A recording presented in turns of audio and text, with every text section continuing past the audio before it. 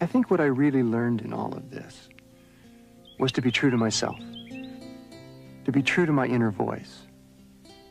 And I began to see that we really do have a power. Our own lives really do make a difference.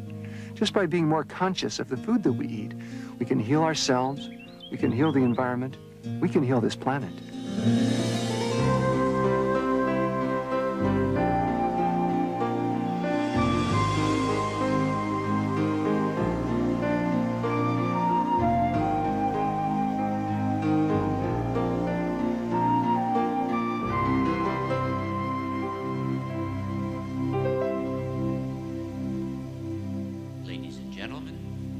John Robbins.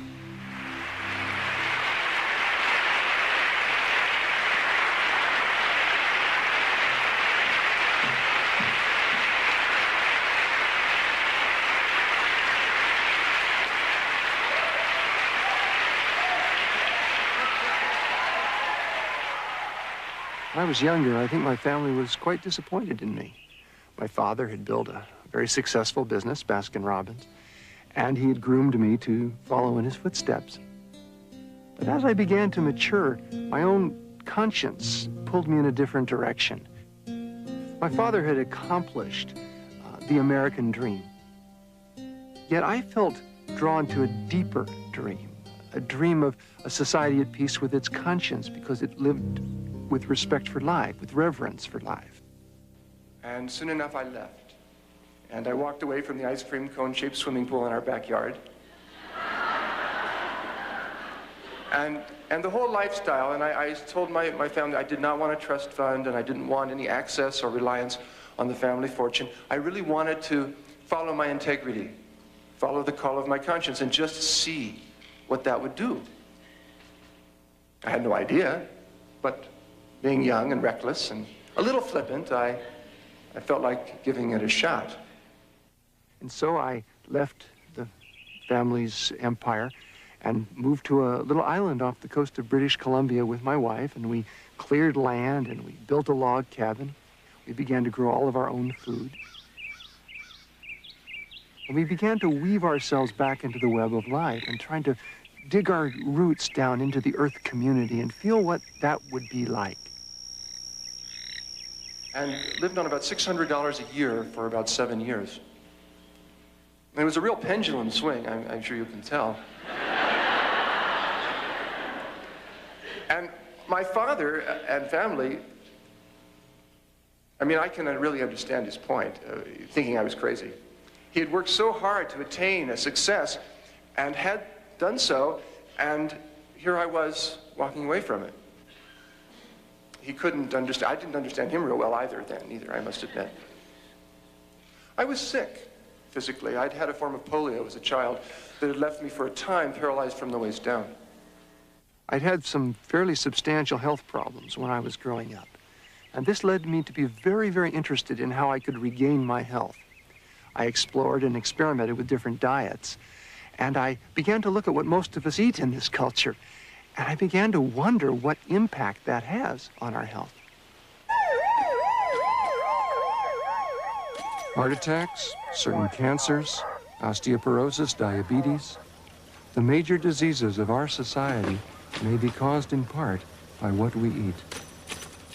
One of the physicians who helped me to understand why is Dr. Michael Clapper. I first woke up, so to speak, when I was working on the anesthesia service, learning how to put people to sleep. And I was seeing my patients for the next day's surgery for coronary artery bypass surgery in order to bypass clogged arteries in their heart. Because it was late at night, I drew the man's blood test, and when I took the blood to the laboratory and had it processed, I couldn't believe my eyes. Now, normally, this liquid layer floating on top of the blood clot is quite transparent. It's a yellow, but quite clear. You can see right through it. The blood in this patient's tube, however, was anything but clear. The serum floating on his clot was thick and greasy white. It looked like glue. In fact, it stuck to the sides of the blood tube when I shook the tube.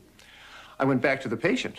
I said, Mr. Phillips, did you eat before you came to the hospital tonight? He said, yes. I said, what did you have? He said, I had a cheeseburger and a milkshake. And when he said that, I realized that what I was looking at in his tube was all the fat in the beef burger, all the butter fat in the cheese, and the butter fat in the ice cream and in the milkshake. And all this fat had oozed out into his blood and actually turned his blood fatty. Well, 30, 40, 50 years of keeping your blood very fatty creates changes in the blood vessels that are very dangerous. Over the years, arteries can become clogged with fatty material. Then a blood clot can form, blocking the blood flow completely. If the artery leads to the heart, the lack of oxygen can cause heart muscle to die. That's a heart attack. If the clogged artery leads to the brain, the patient has a stroke. The next morning, we took Mr. Phillips to the operating room, and I put him to sleep, and the surgeon opened up his chest. And from these arteries, he began pulling out yellow, greasy deposits of fatty material called atherosclerosis. You know, if you were to die of a heart attack, and it's the most common cause of death in the country today,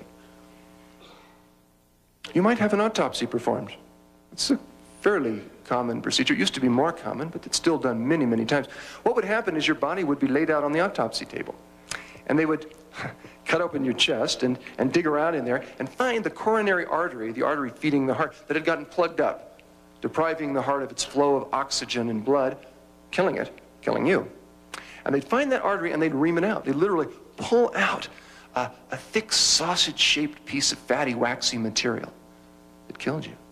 And they send it very carefully down to the pathology lab. Next day, the results come back, and they always say the same thing. This has been done approximately 3 million times in medical research in the world. The results always say the same thing. They say, in effect, saturated fat and cholesterol. Now, never once have they come back and said broccoli and tofu.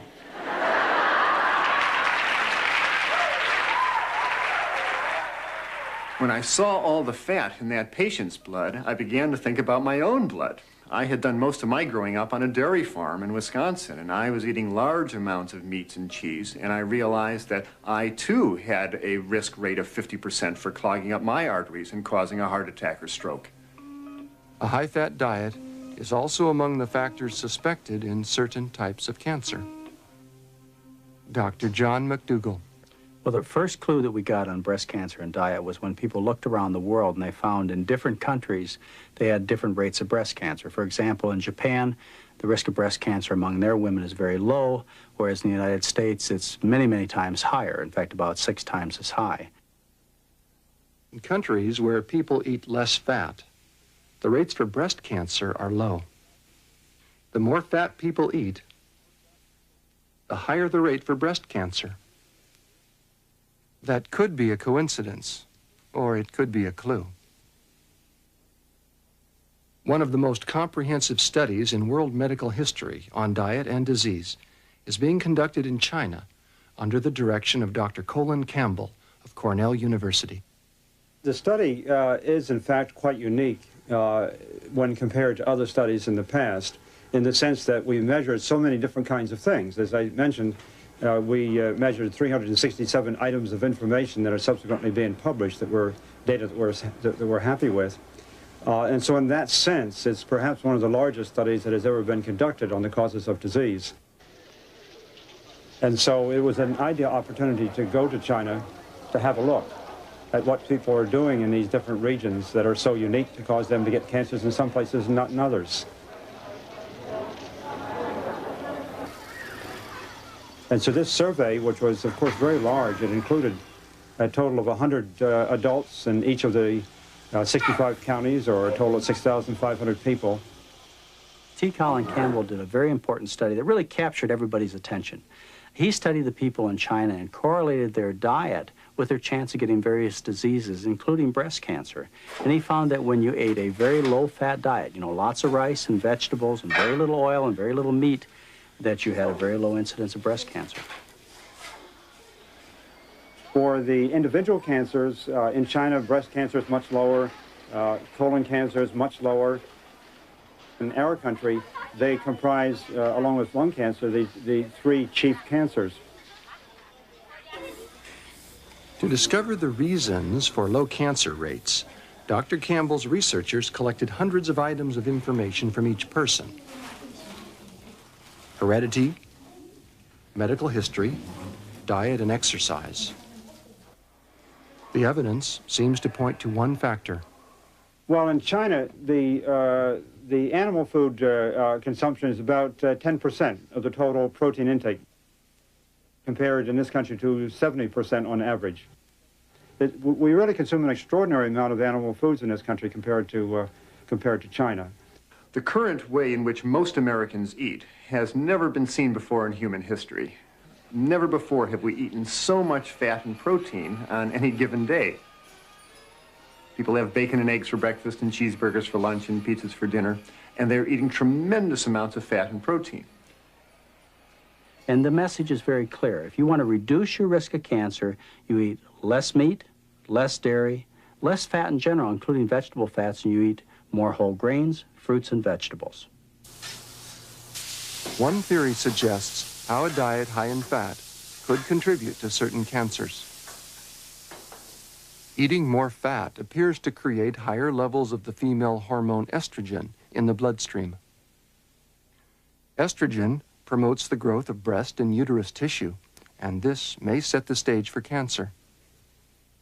In men, eating more fat may produce higher levels of the male hormone testosterone, possibly setting the stage for cancer of the prostate gland.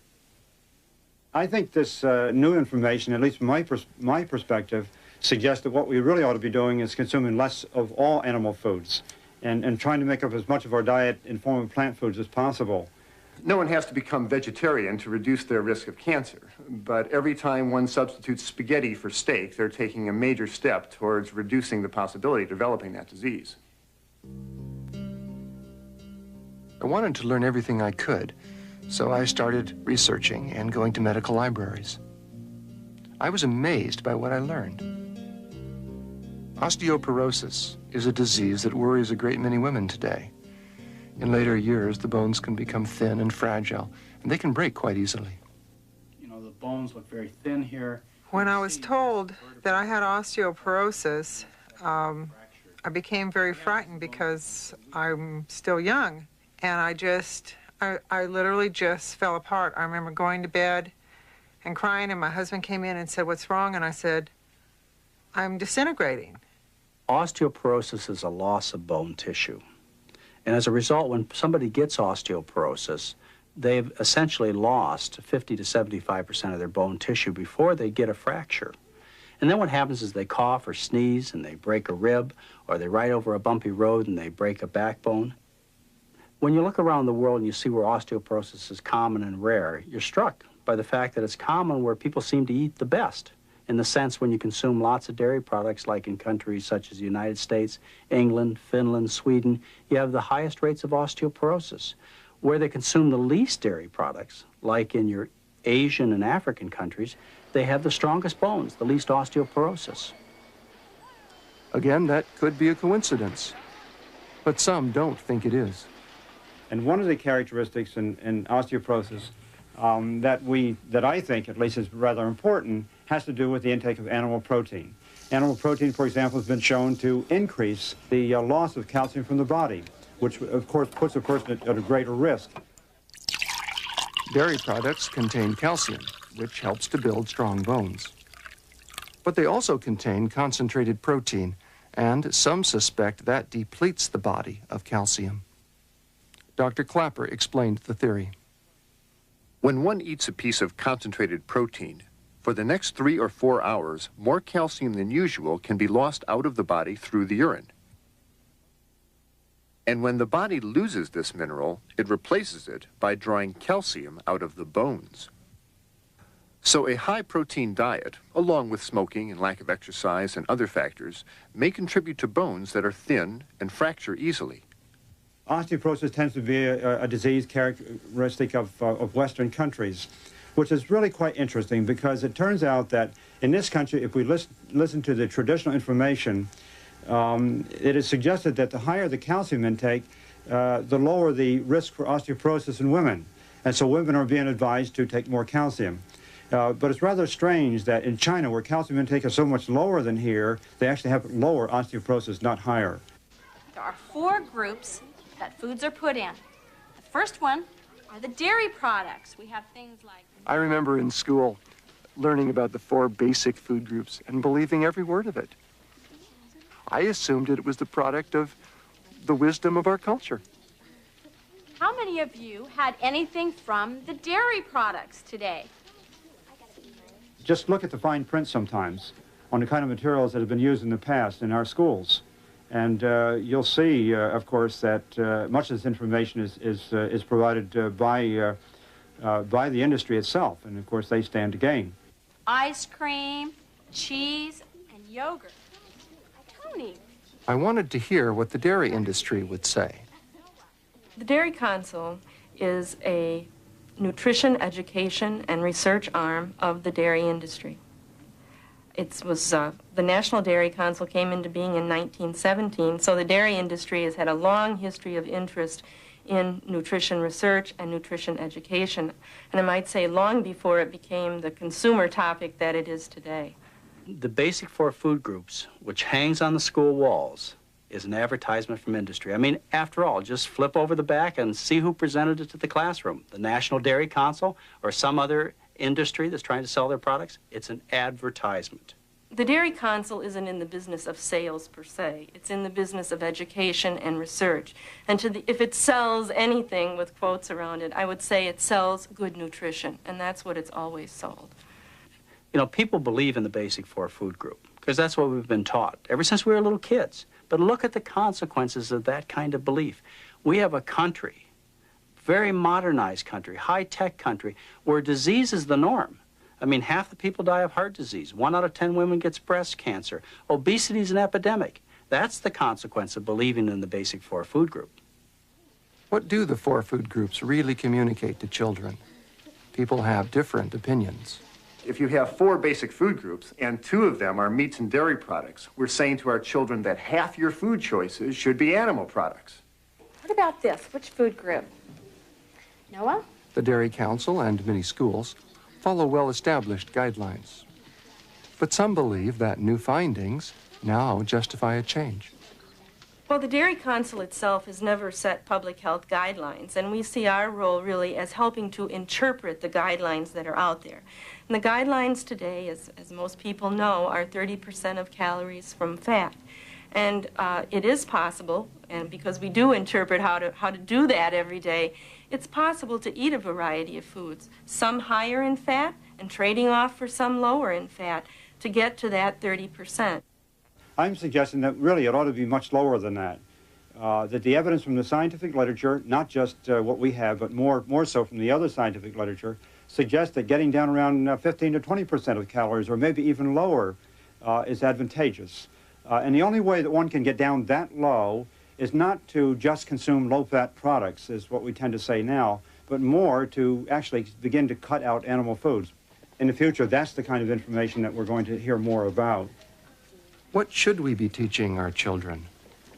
What sort of diet does promote health? Around the world, when people are trim and healthy, they suffer from various diseases that we don't have. For example, they have malaria and cholera and so on, but they don't suffer from the heart disease and the breast cancer and the obesity that we have. And the reason is very simple. They center their diet around starch. Absolutely essential that people understand this. This is not a diet of salads and broccoli and cauliflower that we're talking about. We're talking about a diet of rice and potatoes and other types of grains and vegetables, starchy vegetables, with the addition of fruits and vegetables on the side. And that's what people eat in rural Africa and in China and Japan until they become rich.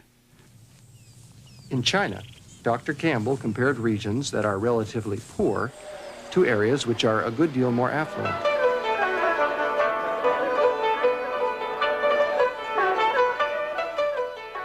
You might expect the people with a higher standard of living to have better health. Instead, they have more of certain cancers, heart disease, and diabetes. Some believe the crucial difference is this: affluent people eat more animal products. Animal foods have certain characteristics that would argue raises the risk for some of these diseases. In contrast, plant foods contain factors that actually prevent these diseases from occurring. A language that you can't forget and deny. This is 5 pounds of fat. This is what 5 pounds of fat weighs, and this is what 5 pounds of fat looks like. And in a few months, you may have 6 or 8 of these that you're leaving behind permanently, because you're not doing anything strange. You're just enjoying a lot of healthy, delicious foods. When patients suffering from heart disease, diabetes, and cancer come to Dr. John McDougall, he gives them a very different prescription. He teaches them a new way to eat. There are some very simple concepts in nutrition. The one very important one is the idea that cholesterol is only present in animal products. There's absolutely no cholesterol at all in any vegetable product. So that gives you a good idea on how to divide your food choices. Animal products are rich foods and should be reserved for special occasions, and vegetable products should be your daily fare. Dr. McDougall's patients ask the same questions that I did. If I eat less meat, will I get enough protein? A very common myth is you can't get enough protein from vegetable foods. That's entirely untrue. You know, if you look back at the scientific studies done over the last 50 years, they clearly show that for human needs, vegetable proteins are superior. As a matter of fact, I'd challenge any dietitian to try and design me a diet that was protein deficient based around any starch and any vegetables. You can't do it. How much protein do we need each day? About 50 grams is the amount recommended by the U.S. government. But the average person in this country eats 200% of that amount. I think that as far as protein intake in the United States is concerned, we're simply consuming too much, particularly too much animal protein, and we really need to seriously take into consideration the possibility of cutting down on the intake of this nutrient. You know, in our society, people believe that diseases are due to deficiencies. I mean, after all, look at what people are doing. They're, worried about getting enough protein. They're taking handfuls of vitamin pills and mineral pills. I mean, think about it for a minute. How many people do you know who have deficiency diseases? Scurvy, beriberi, pellagra? Any of your friends go to the doctor for a protein deficiency this year? That's not where the problem is. The problem isn't here in terms of deficiency. The problem is over here in terms of excess. Anybody have any friends with problems of excess, like excess calories, excess fat, excess cholesterol? This is where the problem is, not over here. Until you start looking in this direction, you won't have the answer to America's health problems. Because he believes that food is so fundamental to his patients' health, Dr. McDougall takes the time to teach them new ways to cook. I asked the patients what it was like to change their diet. My diet before, if you heard me tell you what my daily diet was, you would just sit there and go, oh my God, it was mostly fat. Usually my habit was I'd have bacon and eggs in the morning, okay? And while I'm finishing them off, I'm wondering what I'm going to have for lunch. And while I'm eating lunch, I say, I wonder what we're going to have for supper. We're going to have that big steak and all that. And I couldn't understand why. I was always groggy. Constantly seeing the doctors and having them tell me that I wasn't responding and there was not much hope for my condition. My patients come to the clinic sick because they've been feasting 21 times a week. As a result, they have diseases of kings and queens. When you stop the cause of an illness, then they have a chance to recover. I lost 36 pounds. My cholesterol went down to 152. I feel like $1 million, and I feel that there's nothing today that I cannot do. I feel great, and the reason I'm saying that is because all of those symptoms went away. Well, I've lost weight, which is great. And, I used to be a chronic dieter with diet pills and all kinds of the latest, the diet thing to do. And now I can eat just like I've always wanted to eat all my life.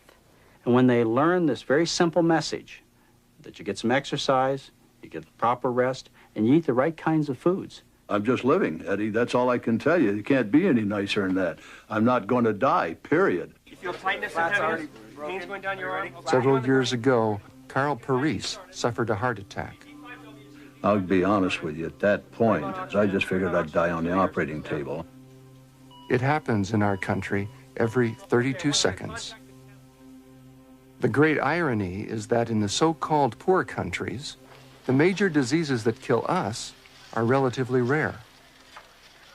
And people in developing countries are beginning to worry that they could become too much like us. There is a growing concern that more and more people in the third world are going to the McDonald's chain. Because if we look at the diet of young people in my country today, young children, teenagers, they are beginning to eat more hamburgers as a meal, eating a lot more meat. Eating Western-style meals is becoming very popular among the people who can afford it.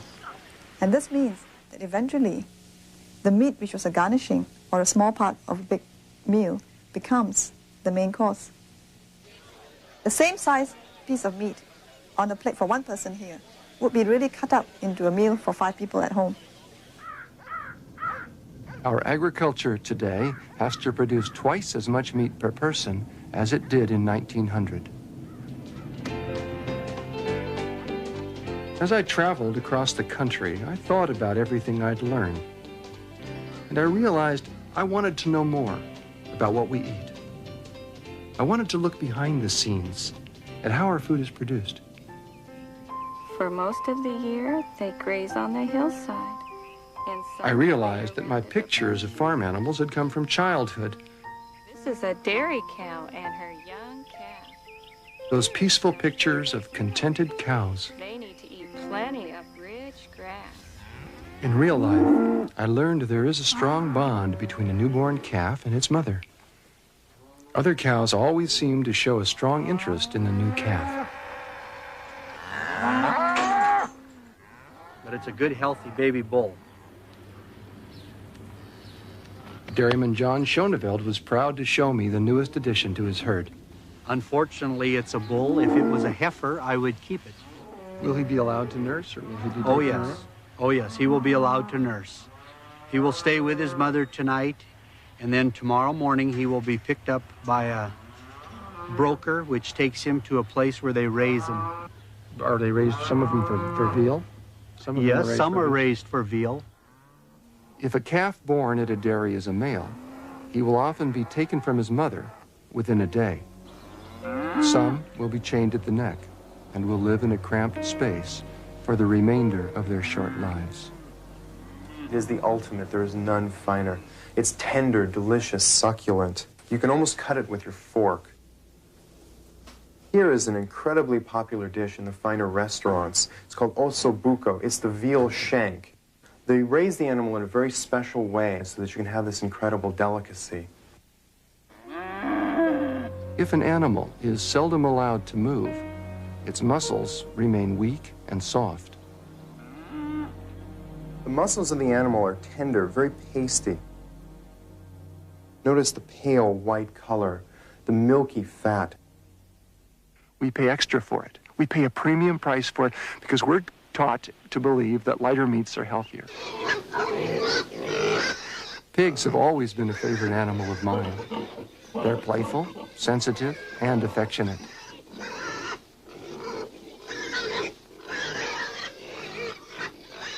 They have a close family life, and in some ways they're actually more intelligent than dogs.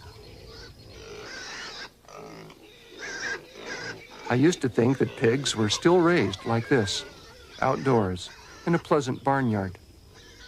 But this farm, photographed 40 years ago, is a historical relic. Hogs are raised very differently now.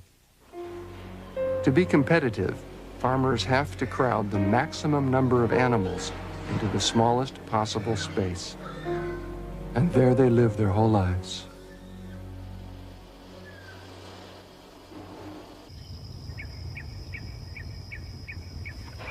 Pigs have strong natural instincts: rooting, nest building, caring for their young.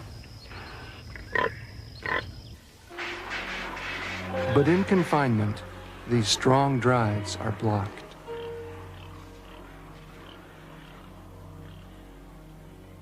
And as a concerned citizen, someone who wants my life to be a statement of compassion, pecking order normally, which they create by spatially orienting themselves. But they can't do that because they're crammed together so tightly.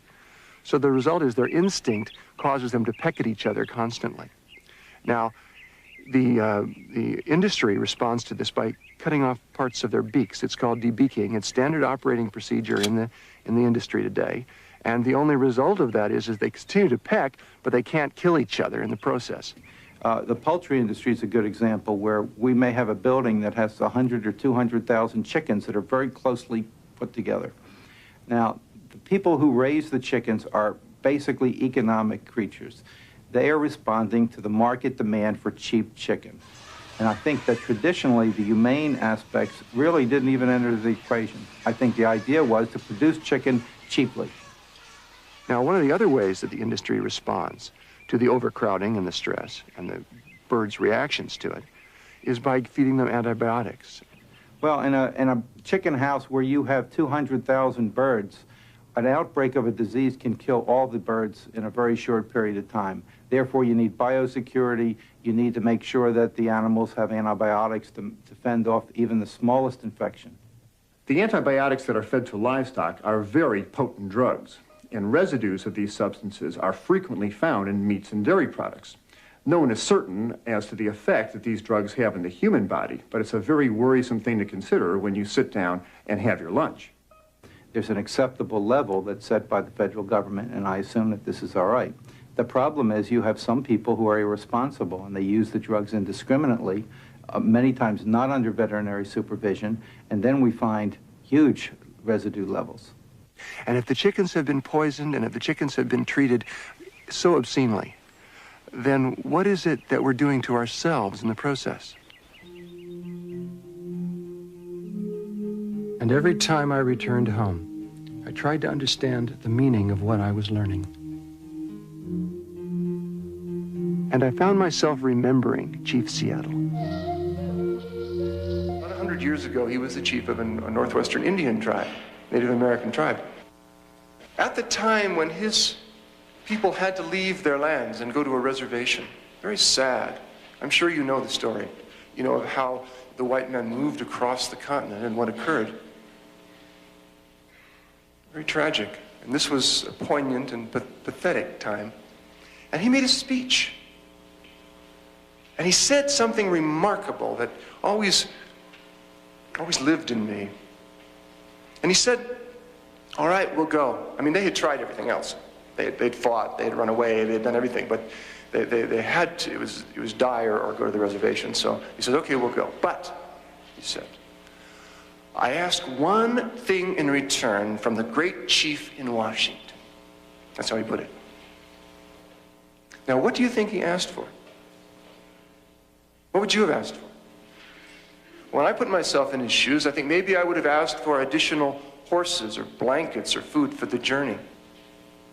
No, he asked something very different. He said, what we really want, the one thing we ask, is that the white man treat the animals of this land as his brothers, as part of his family. Now, why did he ask that? I think I know. And I think he looked at us, he looked at the white man, and he saw our profound alienation, our separation from life, how disassociated we'd become. He saw the war taking place in our lives against nature, against the environment, against each other, against his people, against ourselves. Endlessly, repetitively, dangerously, disastrously. And he wanted to heal us.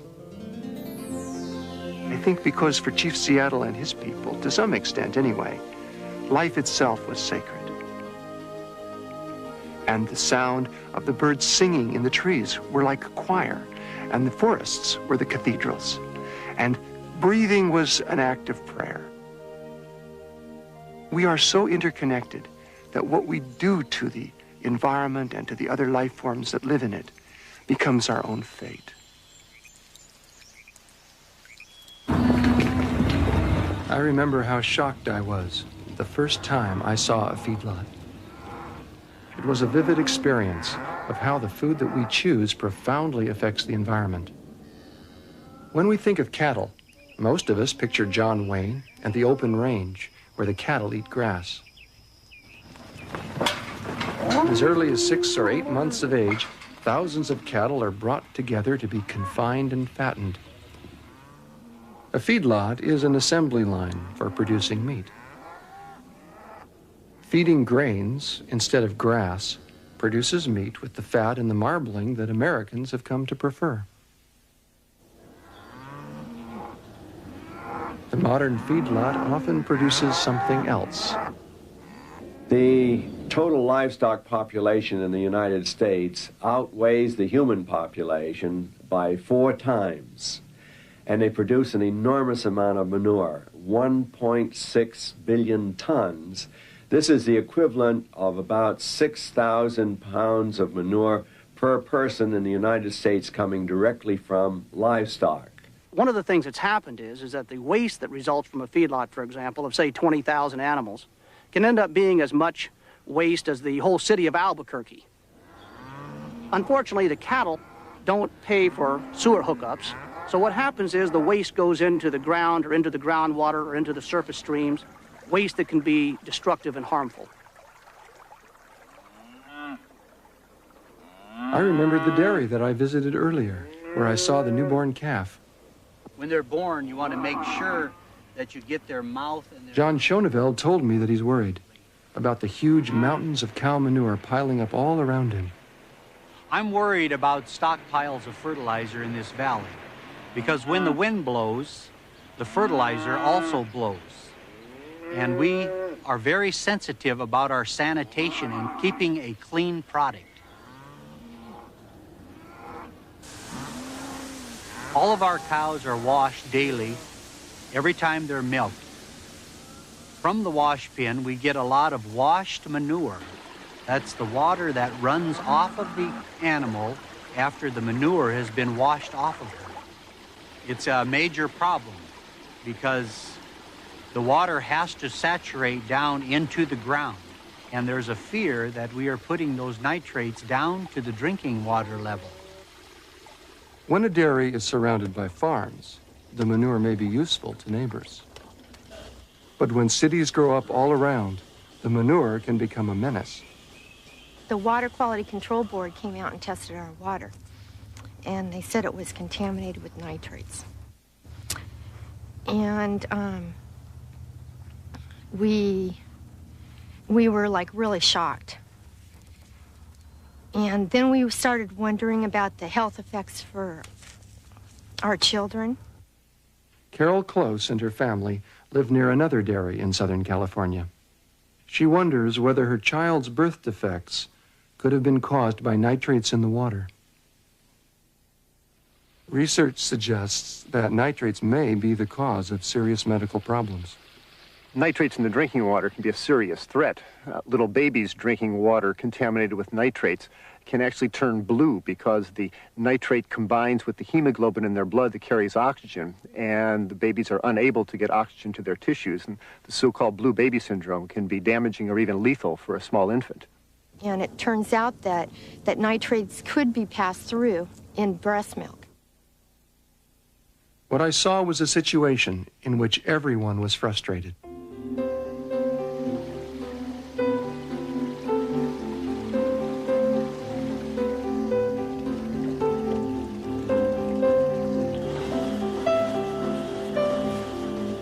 I wondered about if my children had experienced any loss of oxygen to their brain that could hurt their development, their mental development.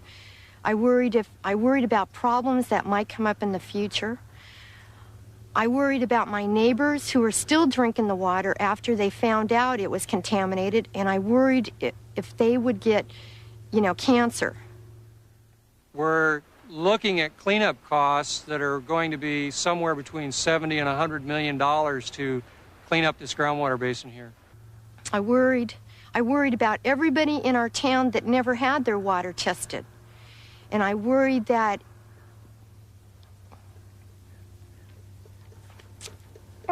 they would never know.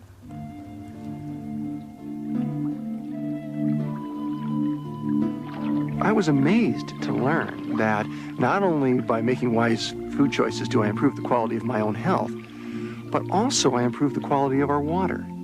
What we eat collectively has an incredible impact on our resources, particularly our water. The more I learned, the more connections I saw, the more I began to imagine what could happen if we ate a little less meat. Okay, how many of you here like mathematics? Yes. As I became aware of the threat that our animal-based diet posed not only to our health, but to our environment, I began to study more, and I was often asked to address groups, including schools.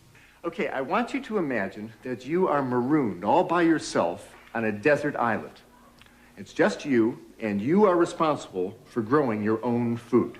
So with a lot of hard work and plowing and working in the fields, you are able to produce for yourself 12 pounds of grain. Okay, now I just happen to have for you here 12 pounds of grain. If it was 12 pounds of corn, what could you make out of it? Rebecca? Cornflakes. Out of 12 pounds of corn, you could make 54 bowls of cornflakes. And what if the grain you were growing was wheat? What can you make out of wheat? Bread. Bread. Out of 12 pounds of wheat, you could make about 12 loaves of bread. That would last you almost 2 weeks.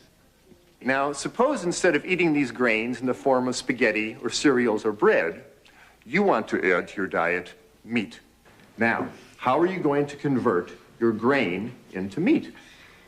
Well, I just happen to have a super handy-dandy deluxe grain converter that will turn grain into meat. Stacey, will you help me? I want you to take your grain, and I want you to put it into my handy-dandy grain converter and turn it into meat.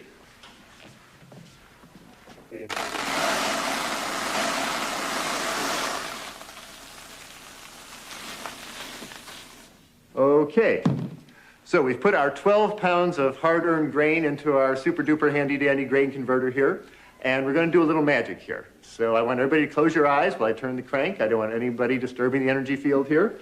And we'll do our little magic grain conversion into meat. Now, open your eyes.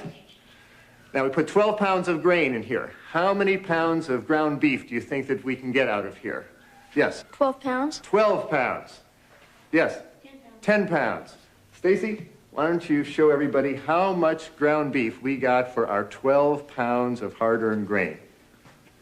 1 pound of ground beef. 12 pounds of grain will create a lot of breads and pastas and cereals and spaghetti. But if you take your 12 pounds of grain and put it into my magic box, it will only give you 1 pound of ground beef. That's what happens when we feed our grains to cows.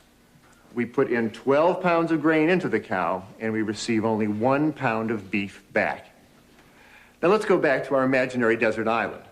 If you were growing grains to feed yourself, you'd have to farm about 1/6 of an acre. But if you were growing grains to feed to a cow in order to eat beef, you're going to have to farm 12 times that much land. And farming all that extra land in America is changing the face of our country.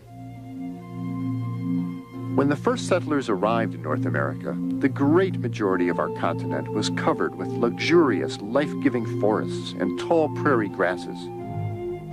The air was clear, the water was pure, and wildlife abounded everywhere.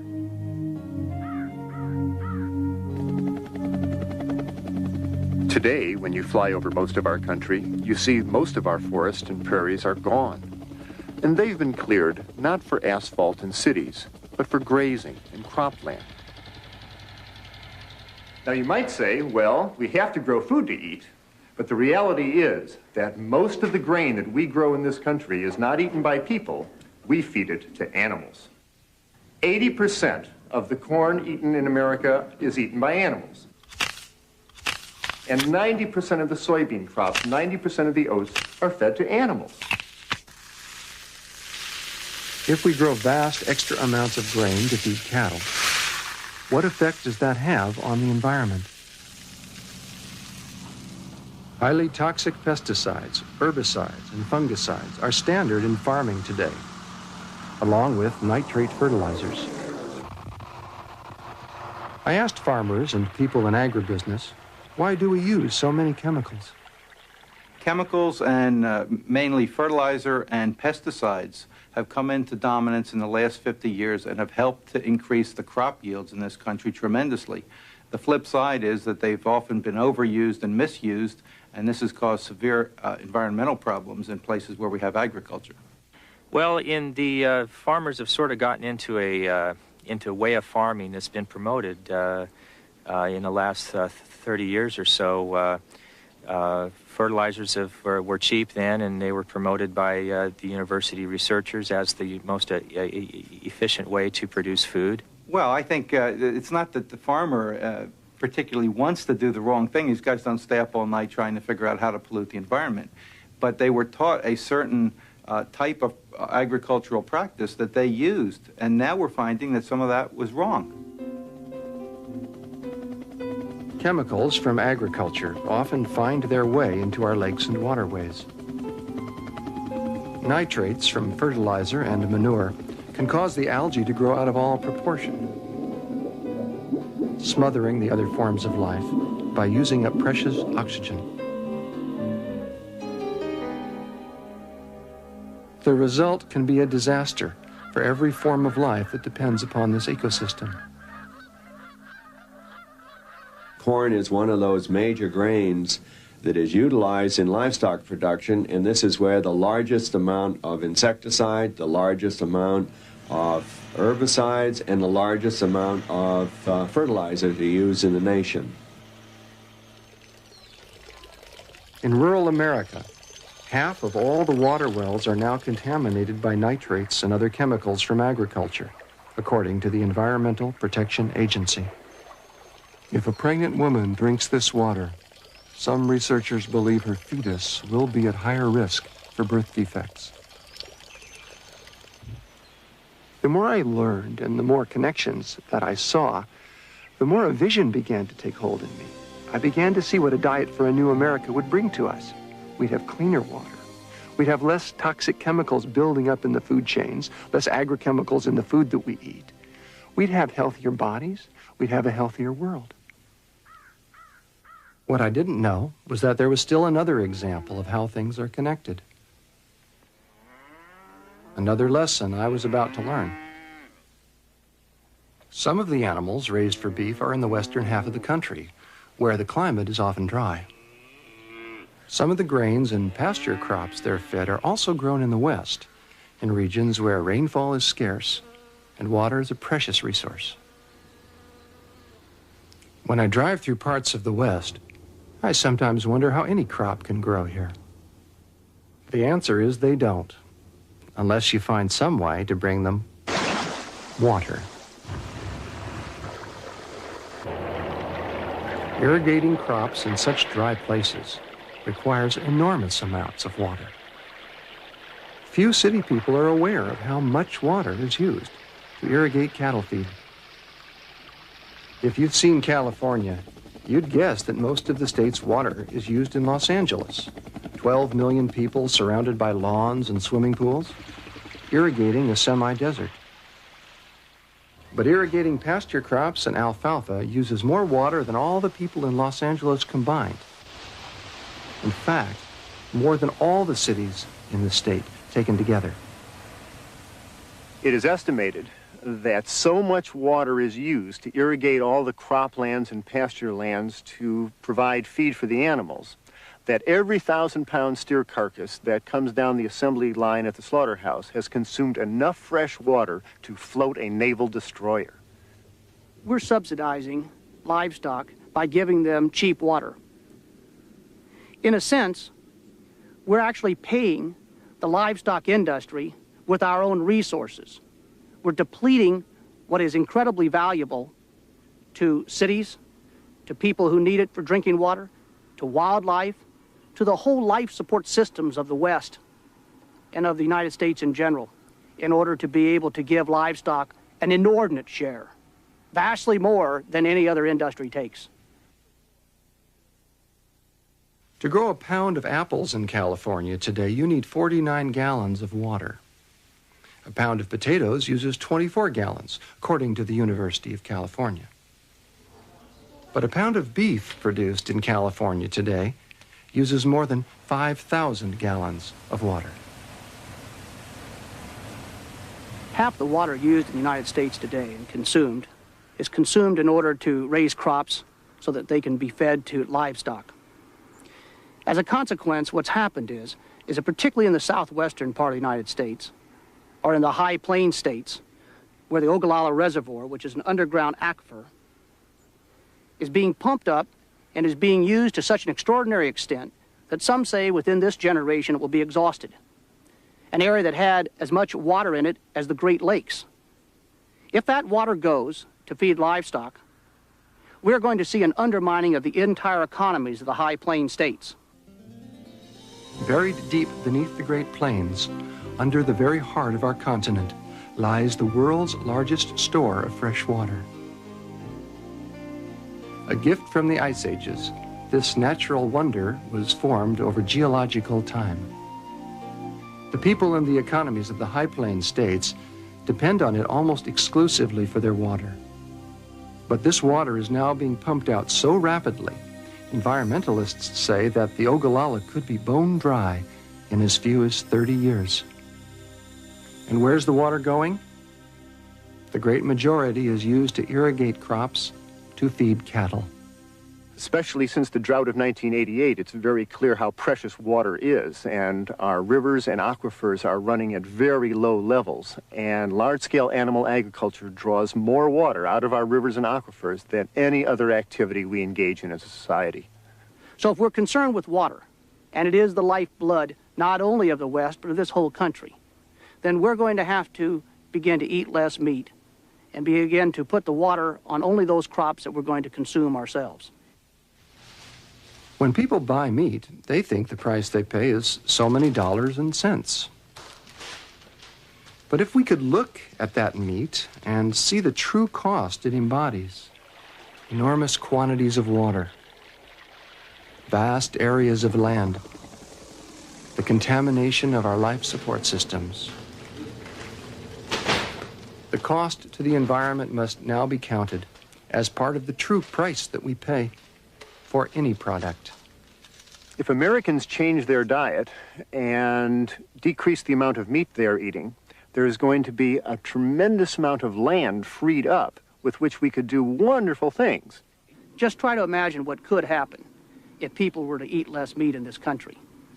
It would relieve the pressure to grow more crops to feed to the livestock. And as a consequence, those croplands could be reforested to the tunes of tens of millions of acres, which could help even the global warming situation. With a healthy forest, we have a continuing supply of lumber to build our houses. A healthy forest takes oxygen and places it into the air, takes carbon dioxide out of the air. It stabilizes the topsoil, it purifies the water, it provides a home for wildlife to bring in the tourists. A healthy forest is worth far more than an acre of grass with a cow on it. Just letting the forest come back would be a wonderful use for these lands. We'd be able to find that water was available where it wasn't before, because all of it wouldn't have to go to trying to create crops to feed to livestock. So we'd have a greater amount of water for cities to grow. It would also mean that the amount of chemicals that we are pouring into the environment would be drastically reduced. And every bit that we can do to reduce chemicals going into our environment is very, very critical at this point. We would have less heart attacks. We would have less strokes. We would have less cancers and less fear of cancer. We would have less diabetes. We'd be trimmer, more fit, more healthy, more happy people. And I think if we really, as human beings, ask those questions of what is the impact of my meat consumption, how are the animals treated which end up on my table, then we have a choice to make, to respect life, and maybe to eat less meat. So we have choices to make. We have healing choices to make. Choices that can heal us, heal our self-respect, heal our bodies. As we cease or diminish the amount of animal fat we're running through our bloodstream, we feel better almost immediately. Our life insurance companies and doctors will be pleased. The animals, though they haven't a voice to tell us, will be profoundly pleased. The rivers, our children, our grandchildren, all those yet to be born, perhaps are those most pleased. What Norman Cousins put it, I think, most beautifully. He said, nothing is more powerful than an individual acting out of his or her conscience, own conscience, thus helping to bring the collective conscience to life. But it isn't what you say that matters, it's how you live. It is the integrity of your own being. It is the alignment of your own spirit. As we go through the 90s, I absolutely am certain that the environmental coalitions are going to begin to arise and join with the health communities and those concerned with hunger and those concerned with animal protection, and join together in a new great coalition that will say to the American people that if you care about these things, eat less meat. I think what we're learning as a culture today is incredibly important. We're learning that nature is not a commodity. It's not something that you can extract whatever you want from and not even try to understand the consequences. Instead, what nature is it's a community of which we are a part and to which we owe our lives. When we cherish nature, we cherish ourselves. When we really appreciate and take care of the natural world, our lives have a meaning that's greater than ourselves and at the same time essential to ourselves. There's a beauty that's beginning to dawn in our times, and I think it's wonderful to be part of it.